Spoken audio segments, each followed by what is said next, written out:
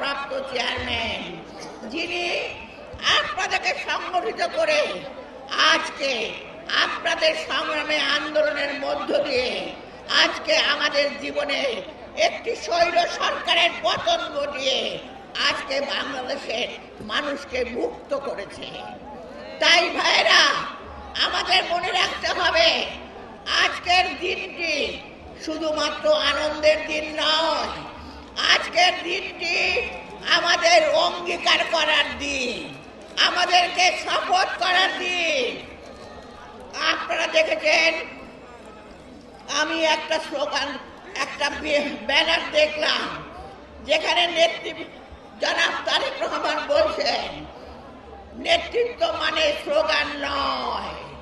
আজকে আমাদের শুধু স্লোগান নয়, যেভাবে আপনারা অতীতে কাজ করেছেন, আপনারা নির্যাতন সহ্য করেছেন, সেইভাবে আজকে আমাদের তরুণ নেতা যে 31 দফা সংস্থান দিয়েছেন, সেই 31 দফার বিভিন্ন কর্মসূচিগুলোকে আজকে আপনাদের প্রতিটি ঘরে ঘরে শিক্ষা, স্বাস্থ্য, নারী অধিকার থেকে শুরু করে বৃক্ষরোপণ থেকে শুরু করে 31 দফার সংস্কারগুলো আপনারা প্রতিটি ঘরে ঘরে পৌঁছে দেবেন এবং আগামী দিনের বাংলাদেশকে এমন একটা বাংলাদেশে পরিণত করবেন যার ফলে বাংলাদেশ আগামী নির্বাচনের মধ্য দিয়ে বিএনপি ক্ষমতায় আসে এবং এই দেশ একটি সমৃদ্ধশালী দেশ হিসাবে গড়ে উঠতে পারে।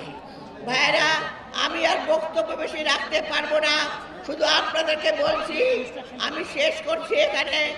এই আপনারা আজকে অঙ্গীকার করেন আপনাদের আনন্দ দিনে আমি এখন বিজয় র্যালি উদ্বোধনী ঘোষণা করছি।